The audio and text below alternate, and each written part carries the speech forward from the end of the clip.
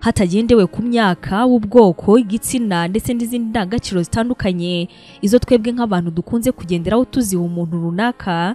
Nyamara buri muntu wese muri twe ashobora kubona icyubahiro bitewe n'impamvu zitandukanye, kimwe nuko ashobora no kugorwa no kukibona. Bamwe baragira bati icyubahiro n'ubundi ntabwo ari icy'abantu, ntacyo nkeneye. Ariko nyamara buryo ukuri guhari nuko umwanya wose waba urimo, waba uri umuyobozi, waba ukoresha cyangwa se ukoreshwa, ukeneye kugira icyubahiro runaka rwose ubona mu buzima bwawe kugira ngo nabwo ubwabwo buzabashe kugenda neza. Ahantu hose tuba dukeneye ko ibitekerezo byacu, ubushobozi bwacu, imyitwarire yacu ndetse n'ibindi byose bihabwa agaciro, ndetse n'imyanzuro dufata nijorwe cyangwa se ngo ishidikanyweho. Gusuzugurwa ni ikintu kibabaza cyane, maze bigatuma umuntu acika intege mu bikorwa bitandukanye, dore ko agasuzuguro gatuma hari aho umuntu adashobora kugera, akaba yewe yabura n'ubufasha buciriritse cyane kubera nta cyubahiro na gike ajya abona mu bantu akeneye ubufasha byihariye. Muri kino kiganiro cyacu cya none, reka tugaruke ku mabanga bamwe bamenye yatumye bubahwa, nubwo hari ababikora kuko gusa ariko bavutse, ariko kandi bino nawe wabyigiraho cyane kuko nta kabuza bizagufasha mu buzima bwawe butandukanye. Turi buze kurebera hamwe zino nama zigera kuri 15 kandi nta gushidikanya igihe cyose uzazikurikiza zizakuzanira icyubahiro mu bana bose kandi zizahindura ubuzima bwawe. Ikaza uri hose nk'ibisanzwe ukaba ugiye kubana nanjye Abayo Yvette Sandrine. Vuriro inshuti y'ubuzima. Ku bagabo barangiza vuba bikabije, abatagira ubushake, abagore batagira amavangingo, abatagira ubushake, abagore batarangiza, bose barakira kandi burundu. Muri iri vuriro kandi turaguha igisubizo kirambye ku bantu bikinishije ndetse ugatandukana burundu n'ingaruka zabyo. Tubavura kandi infection zifata mu myanya y'ibanga ku bagabo n'abagore, ku bagore bafite ikibazo cyo kuva ntibakame turabafasha. Tubavura kandi amarozi y'ubwoko bwose, yaba amategano, amatamikano, amahuherano n'ayandi. Hitamo kurengera ubuzima bwawe, ugana ivuriro inshuti y'ubuzima. Ibanga rya mbere abantu bubashywe bamenye kandi bakoresha nuko nabo ubwabo bubaha kandi bagira ikinyabupfura. Ikinyabupfura tuvuga hano ntabwo kigomba kugarukira ku bayobozi batuyobora mu buzima busanzwe gusa, ahubwo kino kigomba no kugera kubo mukorana, abo mu muryango wanyu n'abo musengana. Abanga bose bagomba kubahwa. Kino cyubahiro kandi kigomba no kugera ku bantu bose ubura nabo, kugeza no kuri babandi bashinzwe kwakira abakiriya beza baje mu tubari, aribo dukunze kwita abaseriveri. Aba uzasanga hari abantu benshi babasuzugura, kandi nyamara ni bamwe mu bantu bo kubahwa, ni abantu nkawe. Impamvu nuko icyubahiro ushaka ku bandi nawe uba ugomba kugitanga. Niba ugeze mu iduka ntabwo ari byiza gukangata ngo wumvikanishe yuko bagomba kukwakira vuba kubera yuko uri umubosi, ahubwo ushobora gutegereza maze ukubaha abandi kugira ngo nawe uze kugerwaho wakirwe. Ahangaha rero impamvu ukwiriye kubaha abandi bantu ni mu rwego rwo gukurura abantu bazima, kuko abantu bazima barabizi yuko iyo wubashye abandi nawe uba ukwiriye kubahwa. Ubwo ubuzima busanzwe ahangaha uzamenye yuko abantu bubashywe nabo ubwabo mu buzima bwabo bazi kubaha. Icya kabiri mu mabanga abantu bubashywe bakoresha ni ugukemura ibibazo mu buryo bwiyubashye. Mu gihe hari umuntu ugukoreye ikintu kitari cyiza cyangwa se nawe agashaka kugusuzugura, ntabwo gutangira gutukana rero ngo birindure amaso, utangire guhumeka insigane cyangwa se ngo uvugire hejuru aribyo bizakemura ibibazo. Nta kintu kinini uburushije uno muntu, ndetse n'abakubonye babona yuko ntawe umutaniye. Uba ugomba kugaragaza gucisha make ndetse no gushaka uburyo ikibazo wagiranye n'uwo muntu cyakemuka kandi mu nzira nziza. Mu gihe ubona rero no muntu mwagiranye ikibazo atarimo kwemera yuko wisobanura, uzashaka umwanya maze umuhamagare, umujinya waramaze gucogora mu guhura cyangwa se nawe mu kuganira. Nibwo cya kibazo cyari gifite ubukana mu minsi ya mbere hano gishobora kuba cyaragabanutse kandi ibintu bimeze neza. Bibaye ibigoye bitewe n'uko ubona uno muntu, ushobora kwifashisha abandi bantu ubona yuko uwo muntu ashobora kumvira byoroshye. Aba bakaba bahuza, buri umwe agatanga ibisobanuro ku bibazo byabaye. Burya kuba abantu barenze umwe wakwicara barimo gushaka igisubizo ni ibintu byakoroha cyane, bitandukanye no kuba muri babiri gusa mufitanye ikibazo. Ahangaha ariko mu gihe ari ibibazo bikomeye cyane, aho kugira ngo utukane n'uno muntu mubwirane amagambo atari meza mwembi mushobora kuzicuza, ibi ngibi byarutwa witabaje inzego z'ubuyobozi. Icya gatatu mu mabanga abantu bubashywe babashije kumenya ni ukuvuga nyuma yo gutega amatwi bihagije abandi bantu. Ibi nawe kubikora nta kabuza bizaguhesha icyubahiro. Abantu benshi dukunze kugira ikibazo cyo gutekereza icyo turi buze kuza kuvuga mu gihe undi muntu arimo kutubwira nk'ikintu. Ahangaha aho kugira ngo tubanze kumva neza ibyo undi muntu arimo kuvuga ngo maze tubisobanukirwe kugira ngo nyiraho tutumvise tubashe kumubaza, ahubwo usanga twatanguranywe no gutanga igisubizo cyangwa se igitekerezo kijyanye n'ibyo umuntu yari arimo kuvuga. Mu gihe umuntu arimo kuguha ubusobanuro ku kintu runaka rero ukwiriye kubanza kumwumva kandi ukanamutega amatwi, yewe ukanabasha kumenya neza n'ibibazo ugiye kumubaza bijyanye koko n'ibyo yari arimo kukubwira. Ibyo bizatuma ugaragara nk'umuntu uzi kumva kandi ko kuba unabizi. Biroroshye cyane yuko uzubahwa imbere y'uwo muntu, ndetse n'ubutaha igitekerezo uzajya gutanga kino nacyo nta kabuza kizubahwa. Bano bantu bubashywe bamenye yuko gutanga ubufasha ari ikintu gituma bubahwa, kandi nawe bino wabyigiraho. Gutanga ubufasha biri mu bintu bidufasha kubona icyubahiro. Abantu bakemura ibibazo by'abandi mu gihe cya ngombwa, usibye yuko byanabazanira umugisha, ibi ngibi binabazanira icyubahiro kuko uba uri umuntu w'ingirakamaro, kandi burya kuba ingirakamaro bijyana no kuba ufite agaciro. Reba neza mu muryango ubarizwamo cyangwa se umuryango mugari w'abenegihugu bene wanyu, bimwe mu bibazo bikomeye bihari. Ibi ngibi ushobora kubishakira ibisubizo cyane iyo ubifitiye ububasha. Nubasha kubigeraho rero ukagira bimwe mu bibazo ukemuramo, ibi ngibi byari byarabaye ingutu uko byagenda kose, nta kabuza bizakuzanira icyubahiro. Uretse kandi no kuvuga ngo watanze ubufasha mu mubare runaka w'abantu no mu kazi ubwabyo, iyo utanze ubufasha ku muntu mukorana mu kazi, wenda yagize nk'ikibazo cy'amafaranga cyangwa se yagize nk'ikibazo cyo kuba akeneye umuntu umugira inama, ibyo ngibyo ukabikora, ni ibintu rwose bikugaragaza nta gushidikanya nk'umuntu w'ingirakamaro, ndetse n'abantu bose bari aho ukabagirira akamaro mu buryo bukomeye. Icya gatanu, bano bantu bubashywe bamenye yuko kwisegura kenshi atari ibintu bituma bubahwa. Niba wakoze ibintu wabitekerejeho neza ariko kandi ntibyakirwe na bamwe mu bantu bawe babugufi, hanyuma ukaza kwisegura ku bw'icyo cyemezo wafashe, ibyo bishobora kuzakugabanyiriza amanota y'icyubahiro kubera yuko bizatuma kubona batekereza yuko ufata imyanzuro uhubutse. Ibyo binashobora gutuma batangira kunyega ndetse no gupfobya ibitekerezo byawe, hamwe n'imyanzuro imwe n'imwe ufata nayo igatangira guteshwa agaciro mu buzima bwawe. Niba wafashe umwanzuro kandi uyu nguyu akaba ari umwanzuro wafatiye igihe kinini utekerezaho bihagije, igihe nikigera maze abandi bantu bagatangira kukugaya ndetse no kunenga ya myanzuro yawe, uzicara utekereza impamvu wayifashe, kuko birashoboka yuko yari yo guhubukirwa ku bijyanye n'umwanzuro wawe, cyane cyane umwanzuro ujyanye n'ubuzima bwawe. Buri munsi ibitekerezo by'abantu ntibikaze ngo bikuganze, nawe ufite uko wumva ibintu byawe, kandi nyuma ya byose ni umwanzuro wawe. Icya gatandatu, bariya bantu bamenye yuko bagomba kuba abayobozi ahantu bari. Kuba umuyobozi ahangaha icyo bishaka kuvuga ni ukumenya gusobanura neza ibitekerezo byawe, kandi ukamenya gufasha abandi kugaragaza ibitekerezo byabo, ukanamenya kuvuga nta makemwa kandi uhagaze neza mu buryo uvuga. Ugomba kumenya gutanga ibitekerezo ku bintu bitandukanye, ndetse ukirinda gukoresha imvugo nyandagazi mu mivugire yawe yose bitewe n'aho hantu uri. Mu gihe cyose uri umuyobozi ahantu, ibyo mukora byose barabanza bakakureba bakibaza niba ari ibintu koko nawe ubwawe wahaye umugisha, kandi basanga hari ikibazo kibifiteho, ibyo ngibyo bikaba ari ibintu bikirimo gutekerezwaho. Bitandukanye no kuba wajya ahantu maze abantu ntibanamenye yuko uhari.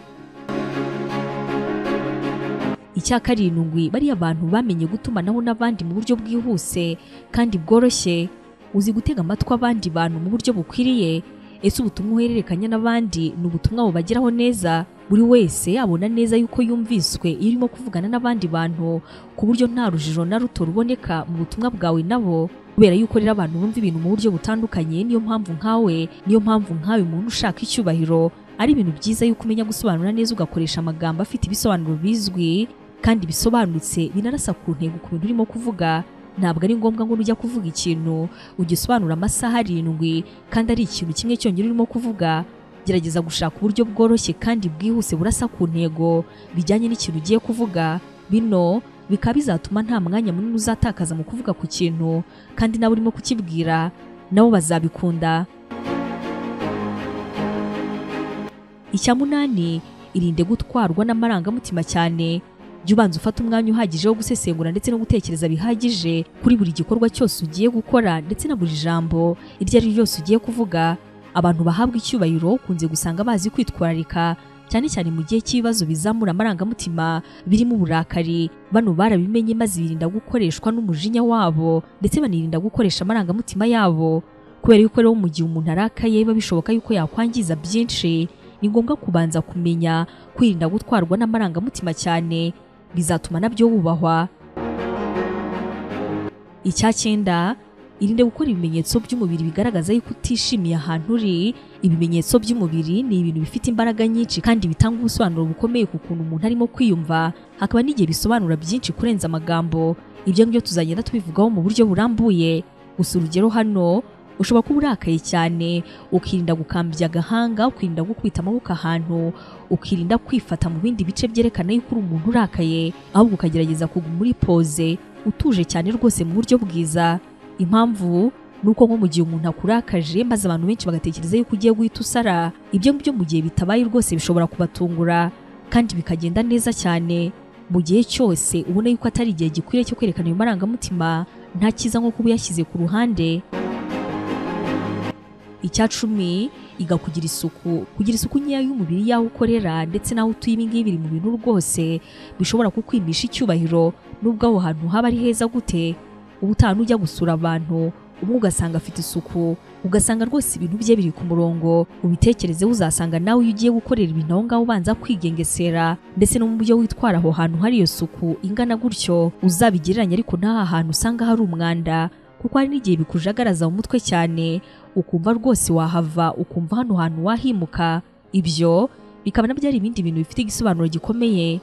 Icya 11, iga ku myambarire yawe kandi uyiteho cyane. Nubwo hari amahame agezweho mu isi y'ubu arwanya kurebera abantu mu myambaro yabo, ngo umuntu ntabwo akwiriye kureberwa ku buryo yambaye, ariko nyamara ukuri guhari, hari abantu ano mahame ya kino gihe rwose atajya akoraho namba. Urugero, niba umubare munini w'abayobozi umwambaro bakunze guhuriraho iyo ari abagabo ari umwambaro nyine wa kositime, cravate ndetse n'inkweto z'uruhu, ibyo bishatse kuvuga yuko umuntu usanzwe naramuka yambaye ino myambaro, uno nayo bishobora koroha cyane yuko abantu bashobora kuzamwibeshyaho maze bakamutwerera cya cyubahiro nyamara kitari icye.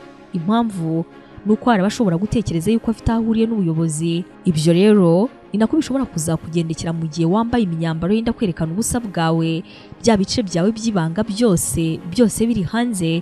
Ushobora kuba wakwitwa nk'umuntu wigurisha nyamara atariyo business yawe. Ahangaha rero uko wiyerekana imbere y'abandi bantu, bino bizagira agaciro gakomeye cyane kandi kanini ku buryo abantu bazakubona. Ubutaha rero nushaka kubahwa kandi ugahabwa agaciro, uzazirikana ahantu ugiye ndetse n'ibyo ugiye kwambara, uzamenye yuko nyine iyo myambaro yose ifite ahantu igomba kwambarwa kandi ukaba wahabwa agaciro bitewe n'aho hantu ugiye. Icya 12, garagara neza ku mubiri.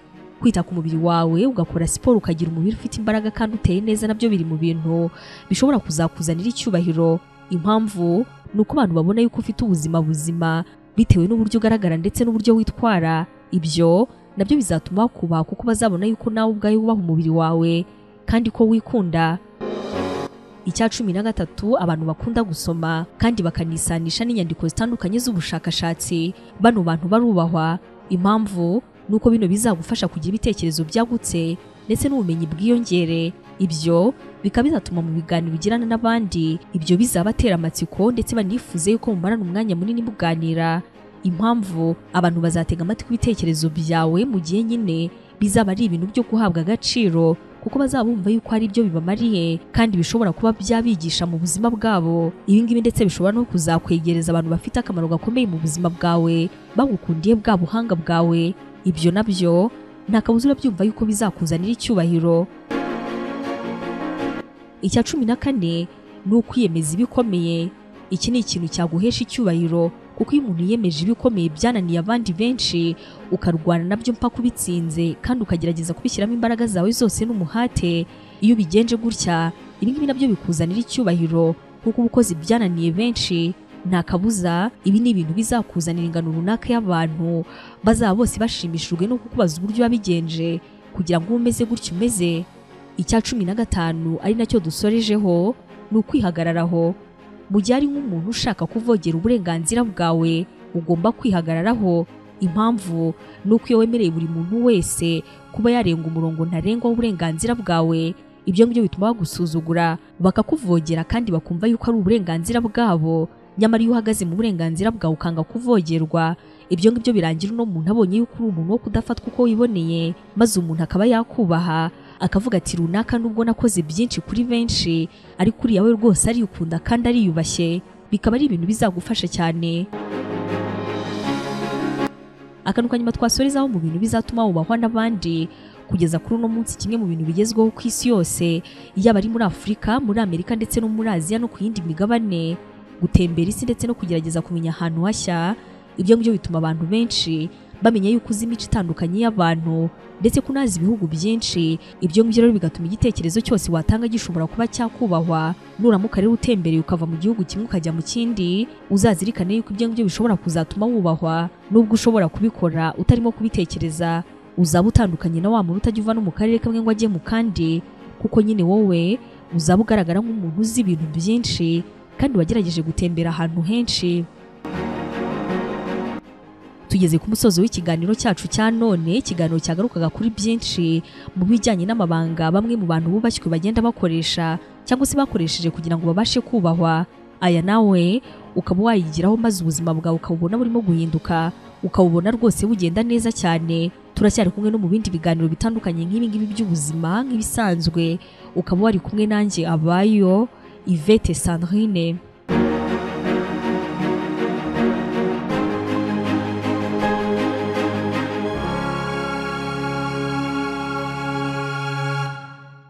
Bantu mwese mwifuza kugura ibintu byiza, byizewe kandi by'umwimerere bivuye mu bihugu nka Leta Zunze Ubumwe za Amerika, Ubuyapani, Ubushinwa, Turukiya, Ubuhinde ndetse na Dubai, kuri ubu biroroshye cyane. Gana Global Shippers Rwanda ikugezeho icyo wakenera cyose, yaba kuri Amazon, eBay, Alibaba ndetse n'andi masoko mpuzamahanga yose. Umwihariko wacu nuko yishyura 50% nka avance, andi 50% asigaye ukazayishyura icyo watumije kikugezeho. Ku bindi bisobanuro waduhamagara kuri izo telefone